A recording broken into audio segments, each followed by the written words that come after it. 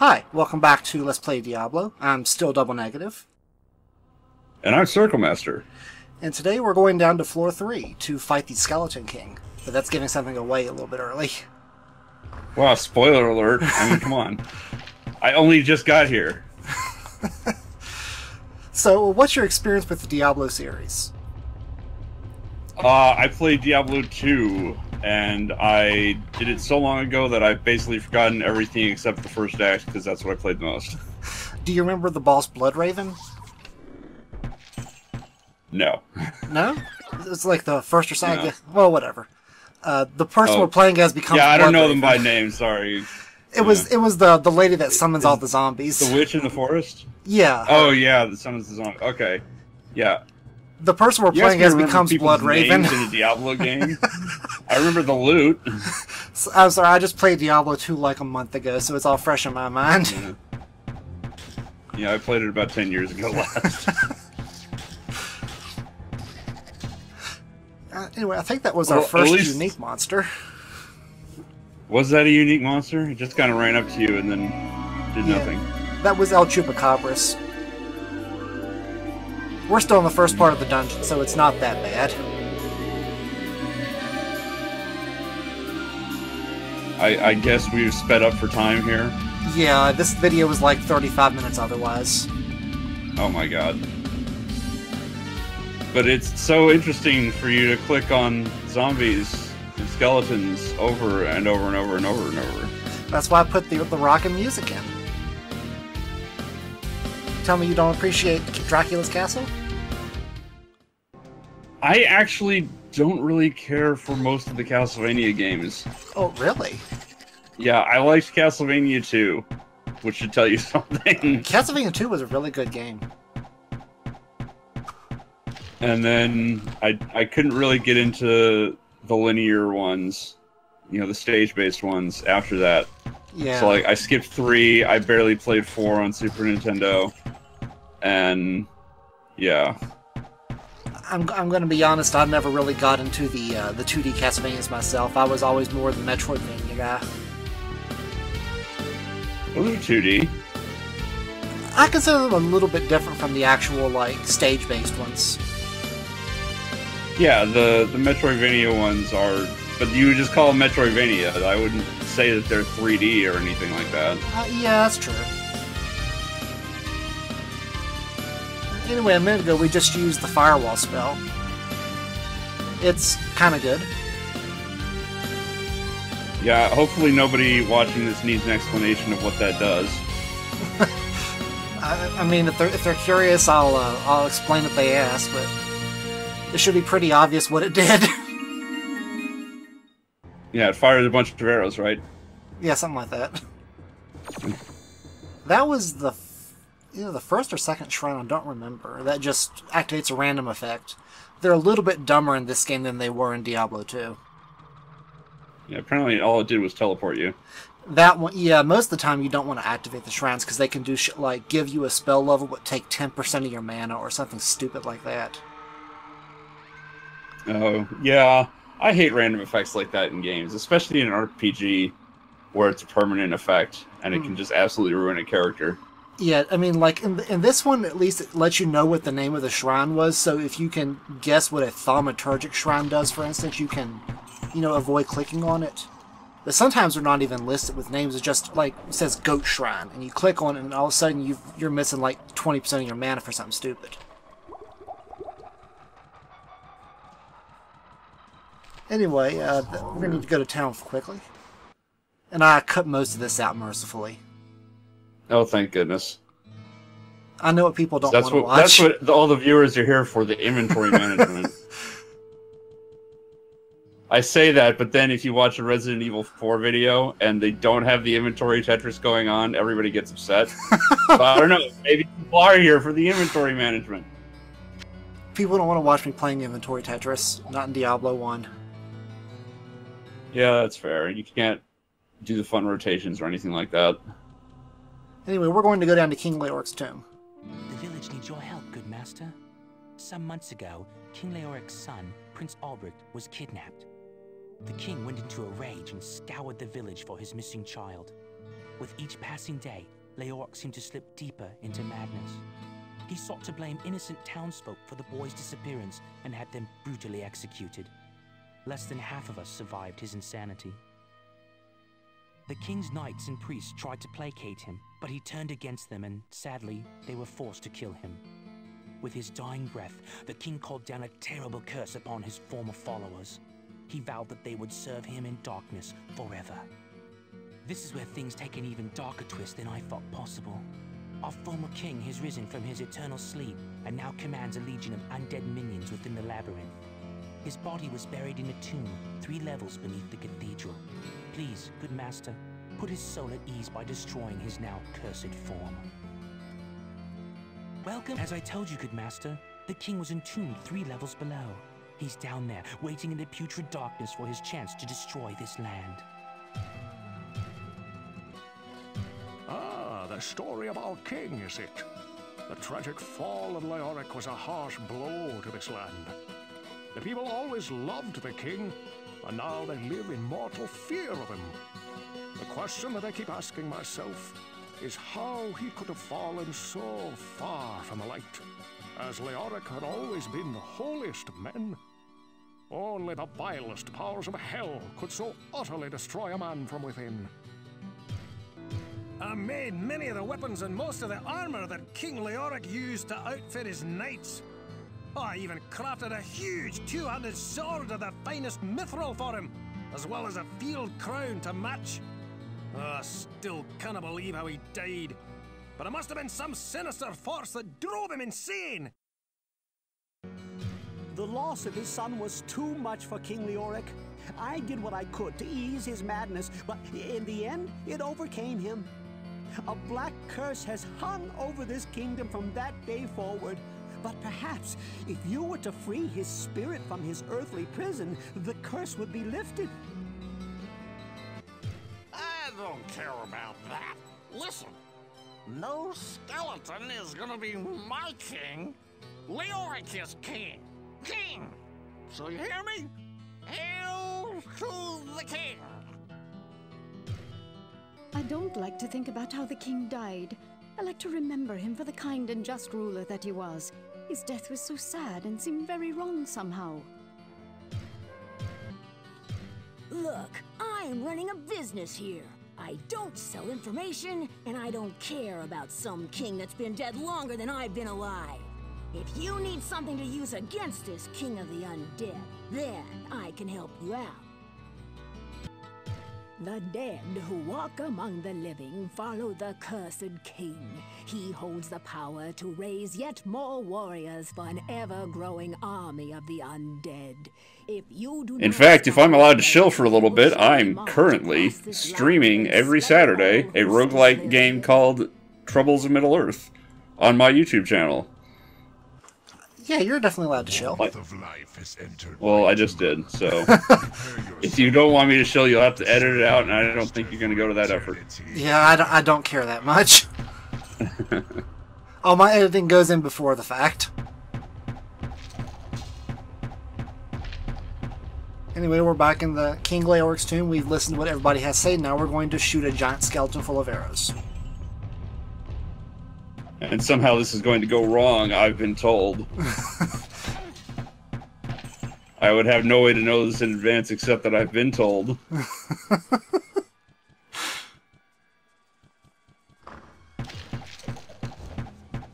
So yeah, well, let's just take all the tension out of this. Well, you don't know how it's going to go wrong.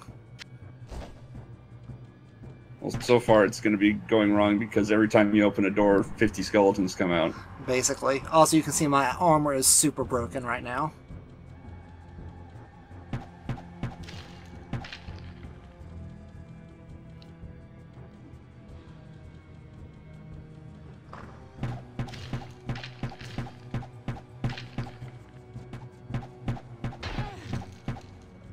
This lever up here opens up a secret door right there. And just gives us some more loot to... stuff to pick up, you know. It's a Diablo game. And that's the whole point of a Diablo game, yeah. Damn staves. I can't use this yet. Looks like we need some more strength to use that, so we'll get that in a minute.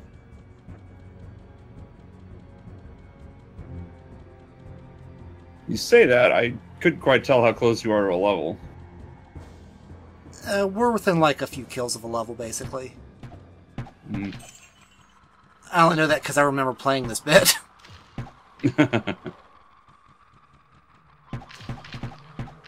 Leoric's over there standing behind his tomb, so we're trying to avoid aggroing him.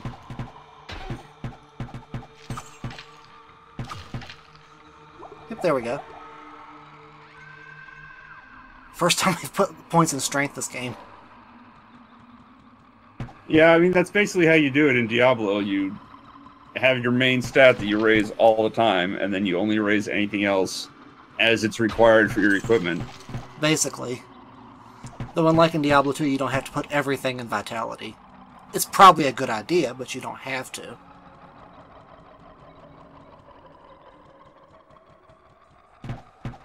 Oh, there comes Leoric. And you decided to fast forward this part. Let's kill all the skeletons in real time, but when the boss shows up, skip it.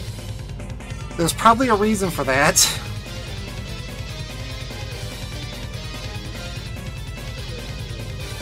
I might be kind of out of healing potions. What? Oh, you didn't even die, you just ran away. Yeah. That's the coward's way out.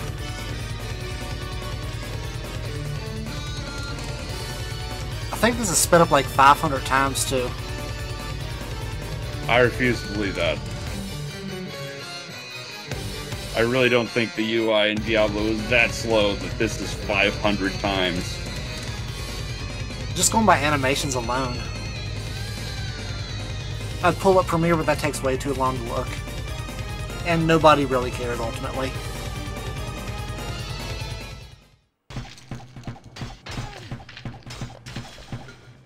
Rest well, Leoric. I'll find your son. See, so nothing went wrong. No, just ran out of healing potions halfway through and had to tank all of his hits. Yeah, but it's not like you died or anything. I was expecting a death. Deaths There's in still, Diablo. what, 9 minutes left of this video. What are we going to do now? Deaths in Diablo 1 are not like deaths in the other games, where in the other games you just have to make a corpse run. In this one, if you die, it's fucking game over.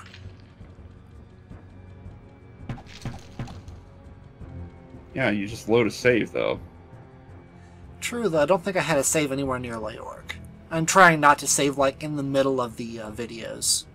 That does kind of cheapen the effect somewhat. I don't know. I think you could be forgiven for saving right before you know you're going to fight a boss.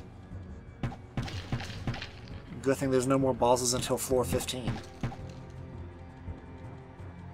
Oh yeah, that's the other thing, is Diablo 1 is only one long dungeon, isn't it? Yeah, 16, 17 floors. Yeah. It's a short game, but it's kind of brutally hard, especially at the very end. Like, if you don't have resistances capped out, you will die. And yet nowhere near as long as Angband with the 100-floor dungeon. Oh my god, are you serious? I've never actually played Angband. It's fun if you can handle the fact that it's all ASCII graphics. I'm fine with that. But yeah, it's 100 floors deep. Jeez. Got all of our cool loot. Let's get the hell out of here.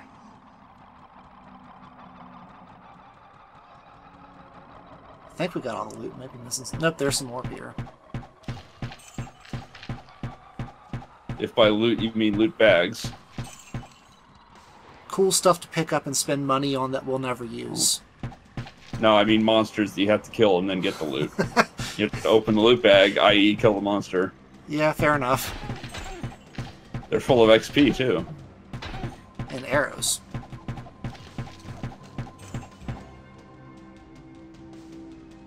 Some people claim they've never been hit by those arrows. I get constantly hit by those arrows. Probably not a good sign on me, honestly. I don't know. It probably is a sign that people are fat liars. Could be. Oh, I know so. Time for more town shenanigans. sometimes the fat liar is me. That's how I know. Fair enough. Are you able to just leave stuff on the ground like that and it persists? The curse of our king is past, but I feel Thank God, right? part of a greater evil at work. However, we may. I mean, gold in your inventory stacks only to 5,000 pieces, so I mean, being able to store a river of gold in the town is probably the best way to do that. Oh, is that why there's a gold pile over by what's his name? Yeah, that's a full stack of gold.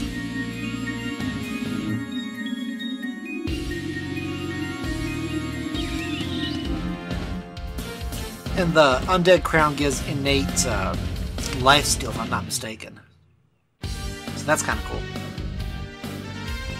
That's usually nice in most RPGs. I don't know how it is in Diablo. It's pretty damn necessary. We're not going to be replacing that crown for a whole floor.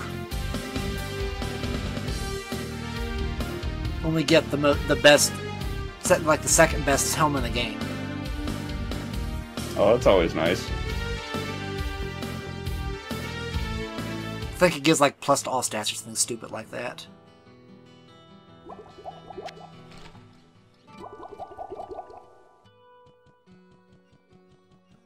Where am I going? Don't ask me, you're the one playing. You're just along for the ride? I'm just along to Sass. I think I realized I was out of town portal scrolls and was going back to get more of those and decided against it. Are those not 4 town portal scrolls on your hotbar there? I think I only have one. And the other 3 are like spells. Probably healing. It's like we're another 11,000 experience from a level, so that'll be a ways off. You can do like I'm doing in Troubles of Middle Earth and just scum the town for a potion of experience. I don't think that's a thing in this game. Darn. Though later on you can get elixirs that boost your one stat permanently by 1 point. Well, that's another roguelike staple. Each one costs, I think, a full stack of gold to get, though. Yeah, it's not surprising.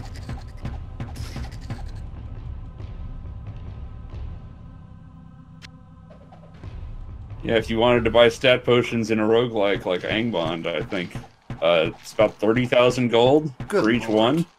That's or you can spend, expensive. or you can spend about $250,000 for a potion of augmentations, which raises all of your stats by 1 point. Is there just how many stats do you have in Angband? 6. So just one more than Diablo, I think. At least one more than Diablo 2.